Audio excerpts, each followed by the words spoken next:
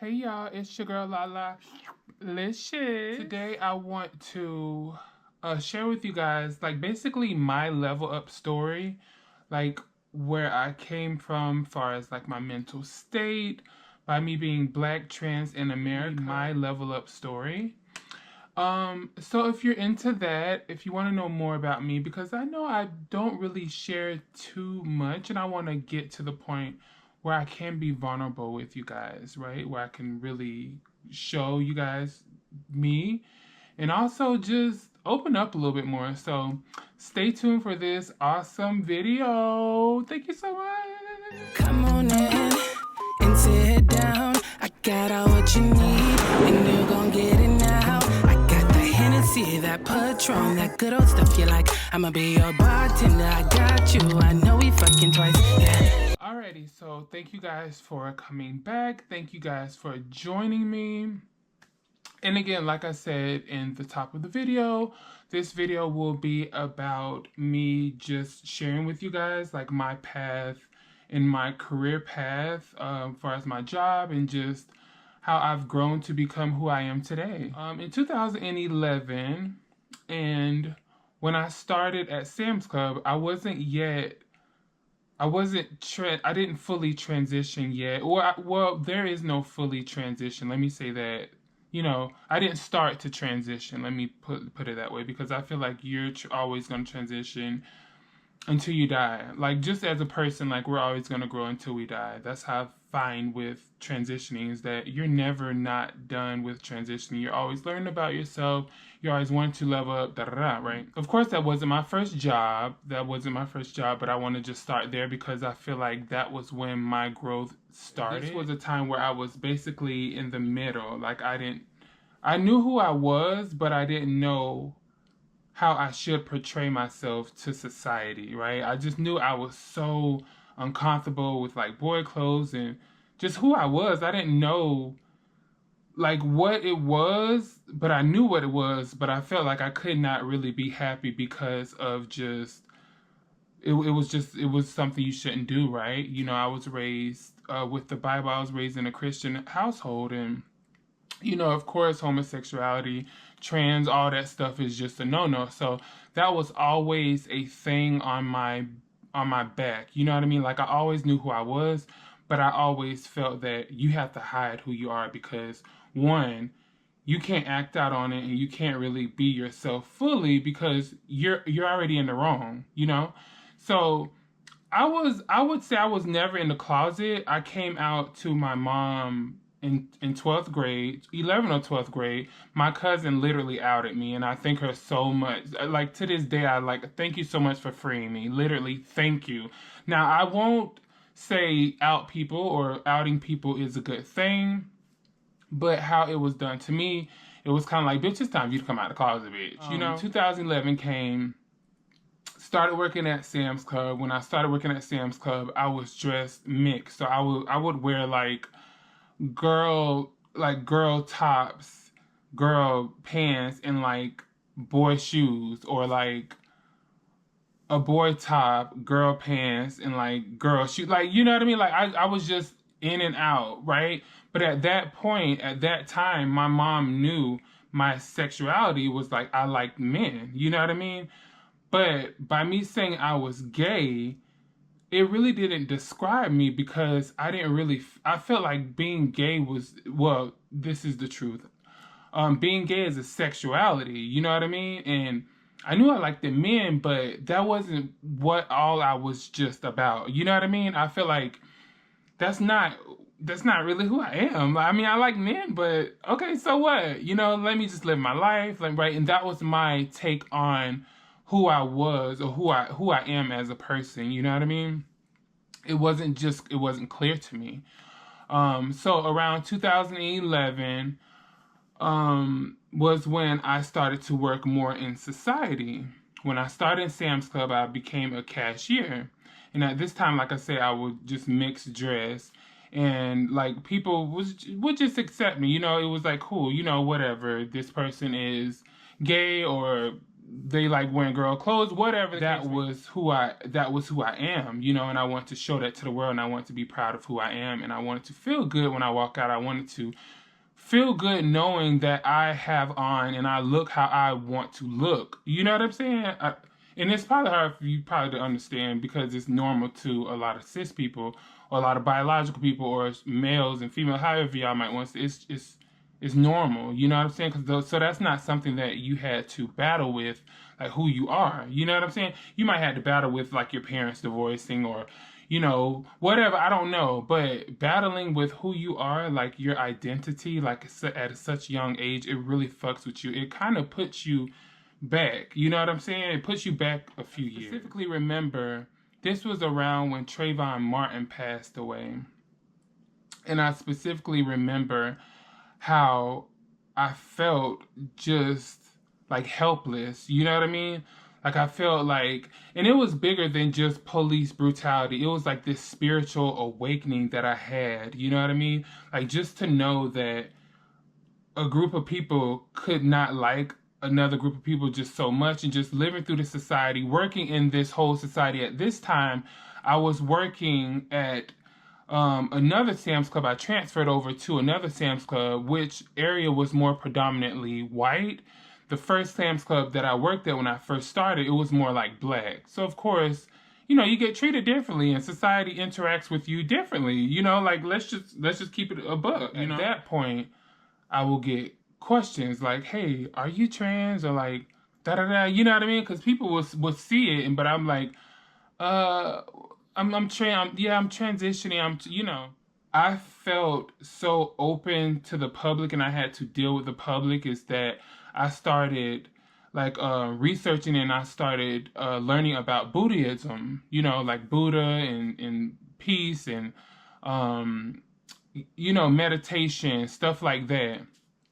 And I learned to really accept myself. I learned to really learn to ignore all of the peace, all of the ignore all of the chaos outside in the world. Because again, this is when Trayvon Martin happened. So it felt like a spiritual war and also a spiritual race war. It's like, you know, white people will kind of look at you a certain way around this time, and then, you know, black people would look at white people like, bitch, you better not do me like motherfucking George Zimmerman, you know, stuff like it was given that energy, and I had to work through all of that, right?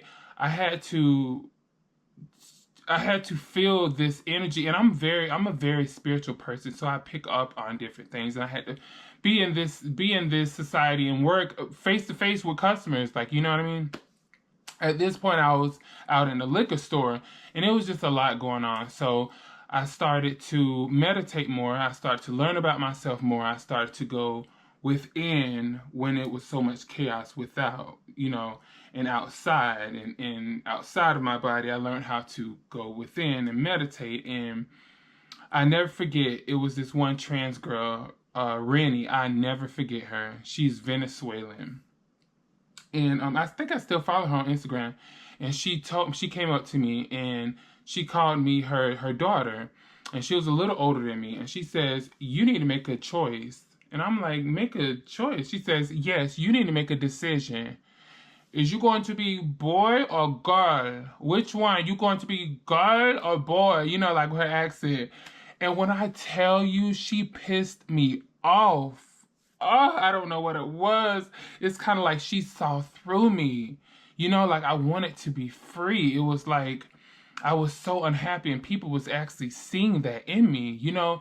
And when she said that, I was like, oh, you know, I felt like naked. Of course, I knew that people saw me, you know what I mean? But I really felt like she saw me, you know? And so around this time, with me just being a fucking mess, dressing girl tops, boy bottoms and stuff, I honestly felt like that. I won't say I was bringing attention, but people was looking at this person that was just unhappy. You know what I'm saying? Like this person that just was not comfortable in their skin. You know what I mean? I felt like it was just so obvious or something. I don't know. Even looking back and what people used to say to me, I'm like, it's okay to be yourself. Like just shit, bitch. People used to be like, girl, you know, Now, mind you, I was still fairly young because again, this was 2000 and this 2012, and so around that time, my hours started to get cut, you know, and I went through this big old thing with management and just so at this point, I'm working in the liquor department and I'm the head lead over the liquor department. So it was like I kind of had my own area. That's what I wanted. I wanted to literally segregate myself from the world and society, but I knew I couldn't do that. You know what I mean? But while I'm at work, it was like that was my peace because I was away from like my family and I felt like I was away from kind of inside of the store. I was outside of the store, had my own little area. People come in, I would see the same people. You know what I mean? It just worked for me. And then I couldn't do it anymore. I couldn't do it anymore. I promised myself, I said, Jayla, understand who you are and understand your happiness. Take that and put it in your pocket. Leave. Start over. Like, meet new people. Start a whole different job. Okay? And that's when I applied for ADT. This had to be in 2016. So around 2016, when I started ADT, that promise that I made to myself and what I wrote down, I kept that promise. I kept that promise and I says, okay, now you have to switch it up a bit, okay? This isn't you. This is how this makes you feel. This is the reaction that you're getting. This is just what you're creating. So create better. Create a world, create a space for your own self to be comfortable. I never look back. When I started at ADT, I never forget I had some cornrows going back. It was some weave in them. I never forget I ain't have much money, and my sister, she did them. My god sister Nikki, I love you, Nikki. She did them, and I passed the test, the typing test, and so I had an interview. And when I went to the interview, I never forget, I wore literally dressed like literally how I was dressing at Sam's Club for the interview. Miss Betty, this lady, older white lady who hired me, she said, promise me a few things. And I said, yes, ma'am. She says, promise me you'll be yourself. Promise me you'll move up within the company and promise me that you'll come to work on time. Like literally, just come to work on time. At that time, that was the most money I've made at that time. And I started in billing. And so when I started working billing, this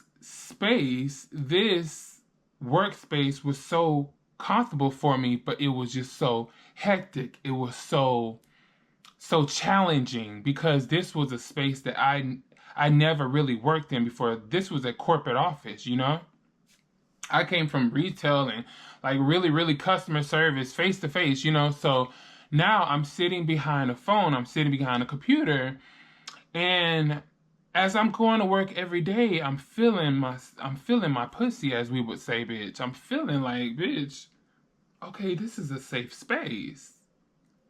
Like, bitch, you telling me like I can really be myself here, and I don't got to deal with society and all. Like, let me take advantage of this. First I was billing, and then I went over to technical support. Then I went to account management. When I went to account management, that was where the big dogs. So during the time of me transitioning positions, I was transitioning physically. You know what I mean? Because I felt like, okay, moving right along. Okay, I'm learning more. I'm more comfortable with myself. I'm more comfortable with my career. I'm comfortable with my workspace. Like da da da, right? And really feel myself. Because I was able to. I felt like that was a safe space. I went to therapy for a year and a half, 2 years, and this was literally about like family and me transitioning, me being trans and stuff. And that was the best thing I have ever did. When I finished with therapy, I was giving paperwork to give to my doctor, and then I started my hormone therapy. So all of this was around the same time, like all of this, this growth in these moments of just aha moments was when I was just growing into myself. And now that I look back at it, it's just I was just young and I was growing, and I had to get from there to here. You know what I mean? And it gets better. And so that was the happiest period of my life, was starting my transition, because I felt safe to do so. My mother, I had my mother's blessings, and she already knew, like we would talk about everything. She knew everything about me. Like I would share everything with her. We would have girl talk at 2 o'clock, 3 o'clock in the morning, lay in the bed, watch me. Like that was my best friend. Okay. So she knew everything about me. And she was rooting for me too. So I was like, Ma, I think I need to go see a psychologist because I feel stuck. So she supported me, so I went, and Dr. John changed my life. I never forget one time he was like, "So why aren't you fully visually, just like a woman? Why don't you?" And I said, "Because I don't want to disrespect my mom." He was like, "What do you mean?" I'm like, what am I? What do I mean? I was like, I just feel like that I'm disrespecting her because she didn't have a girl, but I've always felt like one, and she always accepted me. But I just felt like that's just kind of spitting on what she created, like just like fuck what you know what I mean? Like I don't know how to explain it, but that was my battle.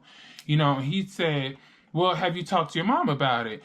And I was like, "No, not really. I didn't really talk to her in depth on that. I just know that she supports me." So he says, "Well, I will talk to her." And I had a conversation with my mom, and my mama said, "Baby, what store we going to?" She says, "Because I've been waiting for you to come to me. I've been waiting for you to shine. I've been wanting you to feel comfortable." She says, "Ever since you was little, I could see it in you, but of course I'm not gonna say, hey, you know what I mean?" Like she was like, "I'm just not, I just that's just I feel like I'm not gonna do that. But she said, so we would start going shopping and just doing all of this stuff, and just it brought me and my mom closer. Even if I didn't transition, me and my mom would have still been brought closer, because that's just who I am, and that's just who she is. Make a long story short, when I got over to account management, I never forget, it was this manager named, well, I won't even say his name. It was a white guy. It was a manager, bitch. He used to fuck with me. Oh my God. And I think he used to fuck with me because he knew that it would get under my skin. I had to be under him. And this was when I didn't have my name changed yet. This had to be 2000 and 18? No, 2017-ish, because I think 2018. That was 2 years, because I moved. I took a year to move from building, and I went to, so it had to be late 2018.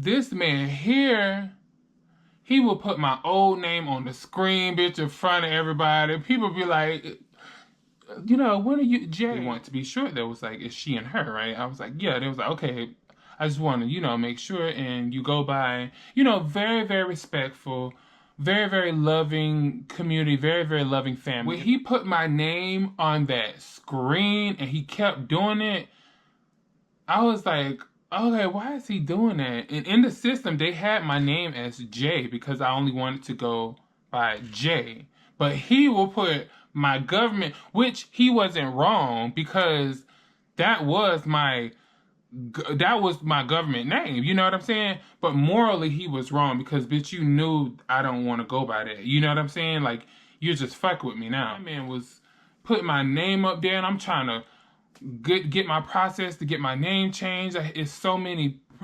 processes, so many steps, just so much to do. I had to go down to the courthouse. I had to get a fingerprint. I had to get a nationwide checkup warrant. I had to get background checks. I had to meet with the judge. I had to stand in front of a judge and sign so many paperwork. I think the most I spent to get my name changed, I think it was like $600. Worth every penny, okay? And around this time that I'm trying to get all of this accomplished, this man is putting my name up on the freaking Megatron where everybody in the whole corporation's in it, baby, he was clearing me. I was like, what is it with him? And you could just see him peeking over the cubicle, like, cause we had, like, the managers had literally like one whole big cubicle to themselves, but we had cubicles, I'd see him when he put up the people, he just wanted just to fuck with me. So I was like, okay. Oh, okay. So I said, bitch, let me get my name changed. Let me hurry up and change this motherfucker. I'm not about to play with him. At this point, HR knew who I was, They knew I was trans, and it's just I love the environment. It was so supportive. Boom, baby, I got that name changed. I brought the paperwork to him, and I said, "Oh, and by the way, I don't want to see my old name up there no more." And he starts to laugh, and I said, "Uh-huh." I said, "I saw what you're doing." He couldn't even say anything because I was being like funny but witty at the same time, like, and bitchy. You know what I mean? So make a long story short, he would ride my ass about every small thing. If I said one mistake, one less of a word, he was on me, trying to write me up, trying to do this, trying to do that. So I had a conversation with him, and I was like, well, I feel like most of the things that I'm having trouble with could be something that you can kind of teach me, or we can kind of go over, right? Because I went home, I talked to my mom. I was like, Mom, this man is giving me such a hard time. She's like, that's the same motherfucking man. I was like, Mom, he is writing me. She said, what's his name?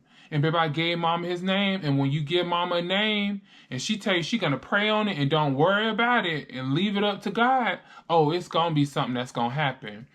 So I told her, I said, Mom, everything I do. So then he would do little stuff like, he will have me like he would like leave me out of certain stuff, or like I remember one time we was doing stats and he wasn't calling my name or my stats and stuff like that. So I would talk to him again. My mom was sick and I did FMLA, and I had FMLA for my mom because she was sick around this time, and so I took FMLA off. He would make that problematic, like, okay, what is this accounted for? And like I told him, I already called the line. I don't have to tell you.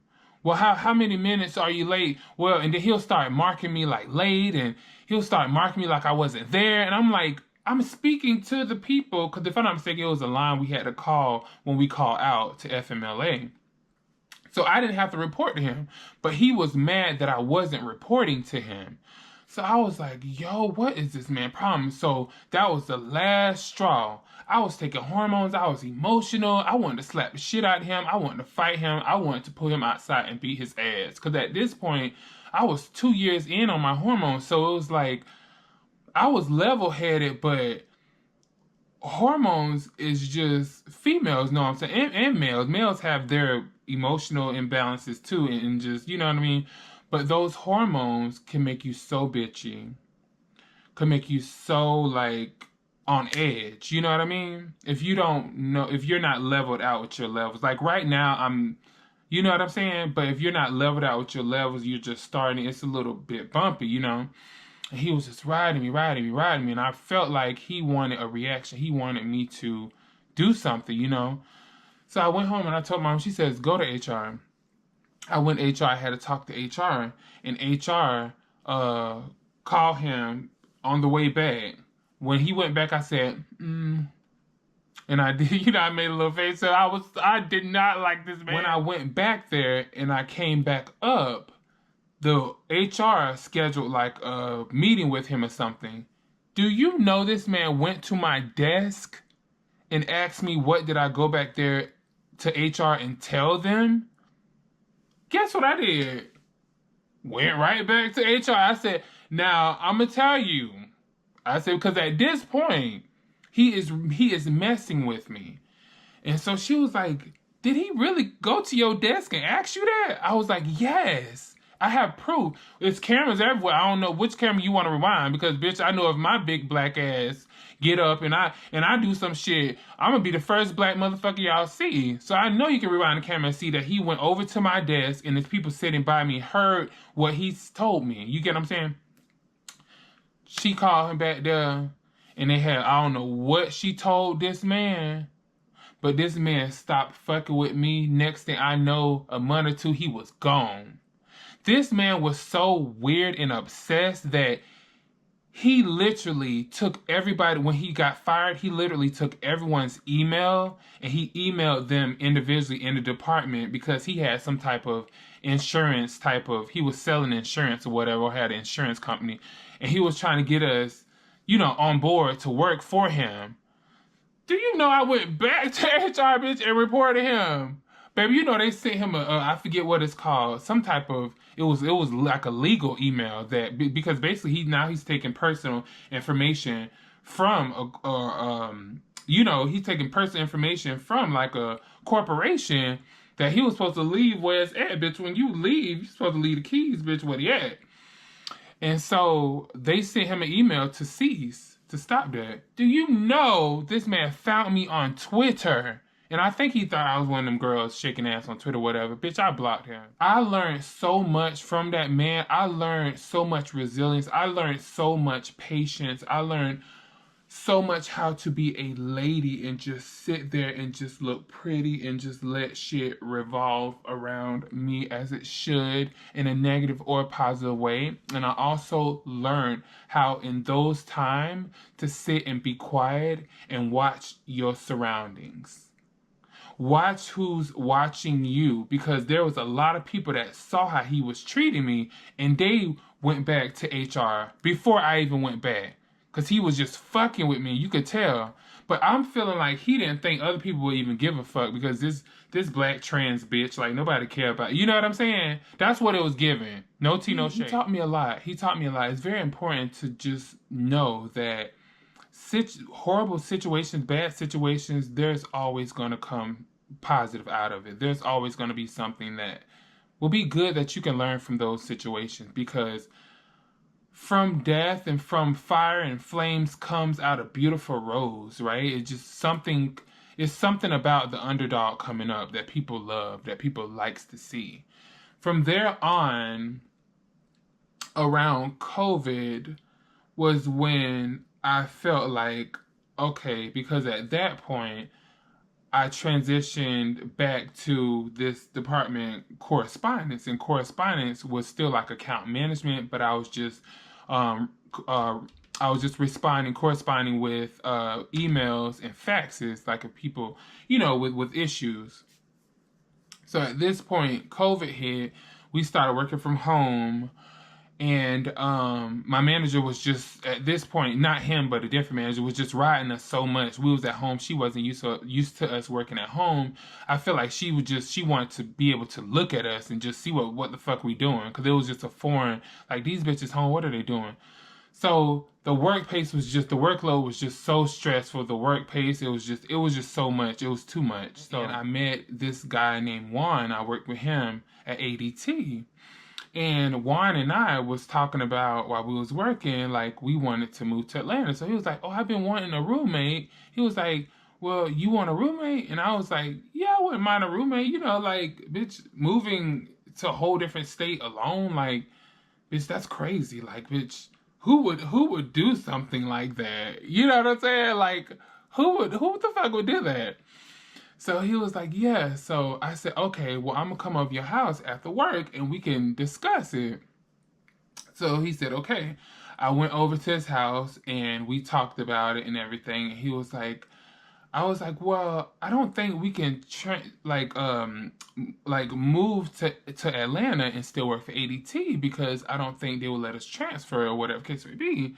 So he was like, well, I don't know. So he was like, I'm going to find out. So he went back and asked, and I also asked too.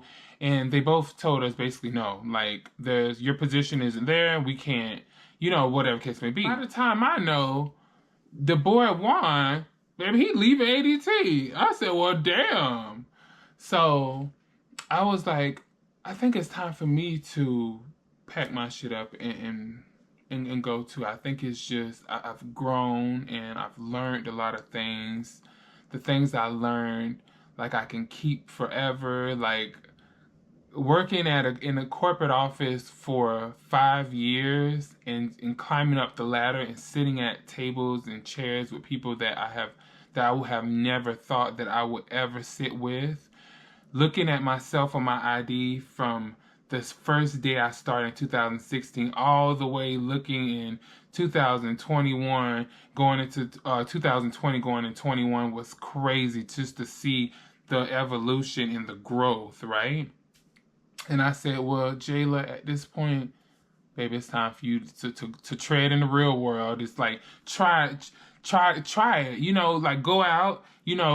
ADT was more or less so like it was a crib. You know what I'm saying? That's kind of how I see like that job career path. It was kind of like a crib, a crib. It cradled me and it babied me, and now it's time for me, to come out of the motherfucking porch. Okay. So Juan left, and he says, hey, I started this job and it's called, X, Y, and Z. He says, but there is going to be a pay cut, but they train you far as in the medical field. So you'll be trained for billing and coding, diagnostic code, CPT code, stuff like that, right?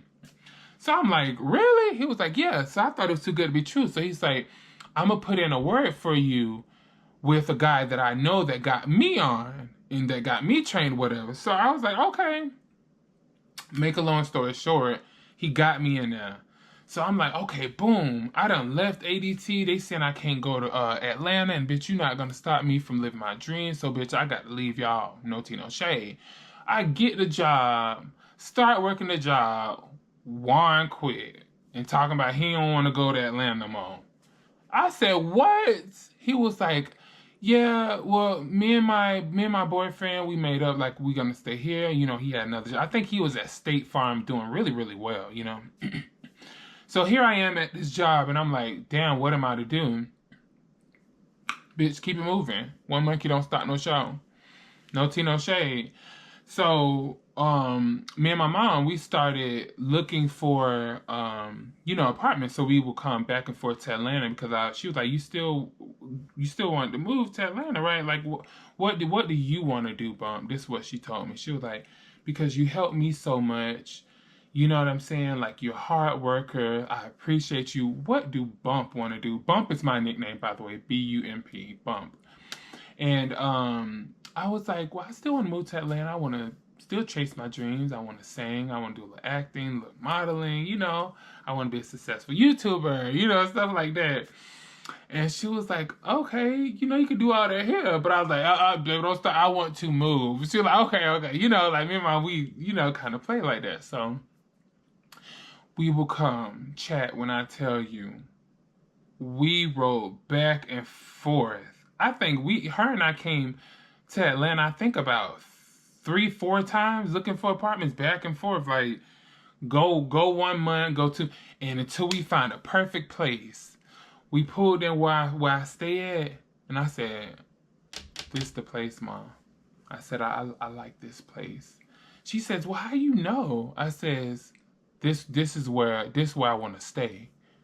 And ever since then, didn't look back.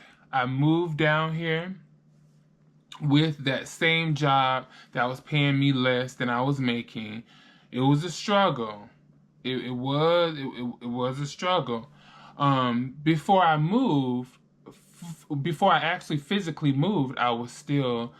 I went back with my mom because she got down and sick around this time. Was a period where she was, like sick. She was getting worse and worse. So I had my apartment, paying my bills here, and my lights, and still staying with my mama. So I would come move a little bit at a time here. And while I was still working, this was such a very stressful time. Mom passed away. That's when I fully moved here. And I still had my job that wasn't making enough. And I was like, oh my God, how am I going to do this? Thank God for my Uncle Mike. My Uncle Mike, when I tell you, has always had my back. I love my Uncle Mike. That's like my dad. My Uncle Mike I love him so much. And there was times I didn't have food. I didn't tell nobody. There was times I didn't have gas in my car. I never forget I used to go and what's the store, Publix, and I used to put, stuff in my purse and stuff, when I didn't have much money. When I tell you how much I was getting paid from that job in Florida, and I was in Atlanta, and the Atlanta bills wasn't reflecting how much I was getting paid, the Florida money, babes, I said I need to do something. So I prayed and prayed, and I said, Lord, what am I gonna do? I have to leave this job because I'm barely making it. I'm going to food banks, and ain't nothing wrong with going to food banks. Ain't nothing wrong with, whatever. But it was just something that made me feel uncomfortable, made me feel like I could do better. You know what I'm saying? That was motivation for me, right? That's a personal thing, right? That pushed me to get a better job. I was like,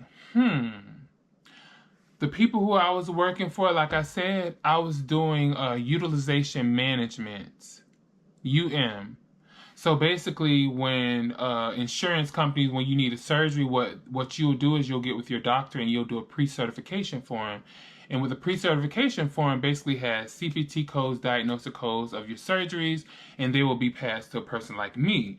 Now, I was doing that on behalf of Blue Cross and Blue Shield. So the company that I was working for basically worked for Blue Cross and Blue Shield. I said, you know what? I'm gonna go for the gusto. If we're dealing with them, I want to work with them because they're above us. So I will call over to Blue Cross and Blue Shield. They will seem so professional and just like so da da da. I was like, oh, I want to work there. So it was out of United Healthcare and Blue Cross and Blue Shield an application at the same time. Same time. Both of these jobs contacted me within the same week. God is so good. I had to choose which one I wanted. Oh, I was like, what is going on? It was such a blessing. It was such a blessing. My mom always taught me that you pray and you work. You pray and you just leave it. And that's what I was doing. I was praying and I was still maintaining and I was wanting better and I was hoping for better and I was just still paying my bills. I was still doing me, And I chose Blue Cross and Blue Shield. And I chose Blue Cross and Blue Shield because they were, and this is my opinion, I like them better than United Healthcare, right? And I did a lot of my research, and I liked them better. They paid me, I think, $1 more than United Healthcare, and then also I was able to fully work at home full time with Blue Cross and Blue Shield. And so United Healthcare, I think they wanted me to go in the office like twice a week or something.